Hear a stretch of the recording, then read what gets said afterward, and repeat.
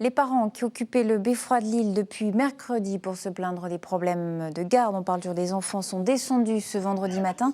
Après avoir eu un entretien avec Martine Aubry, ses pères et mères militants ont évoqué avec la maire de Lille leurs difficultés à voir leurs enfants. Un amendement prévoit de privilégier la garde alternée en cas de divorce. Il doit être présenté à l'Assemblée nationale. Ses parents espèrent que Martine Aubry fera donc le relais auprès des députés, relais de leurs revendications, relais de leur histoire. Écoutez. Mon avocate m'a dit, écoutez monsieur Desplanques, si j'étais venu avec une feuille blanche, c'était exactement la même chose. Rien n'a été vérifié, les dossiers n'ont même pas été bouclés dans l'ensemble. Les affaires les unes les autres ne sont même pas corroborées. Enfin, c'est pas normal. Et aujourd'hui, je vois plus précisément mon petit garçon 2 jours par mois, puisqu'on n'a même pas tenu compte de mes jours de repos.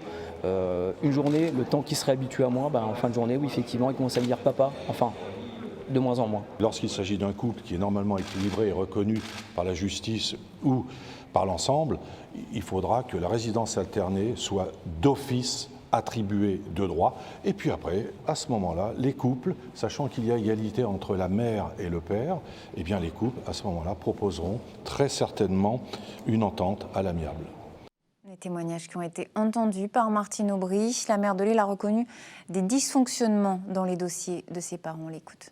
Je comprends qu'il faille parfois essayer de faire parler de soi pour faire parler aussi des autres. Personnellement, je n'ai aucun avis à donner sur un dossier de justice. La justice dans notre pays est indépendante, heureusement et enfin.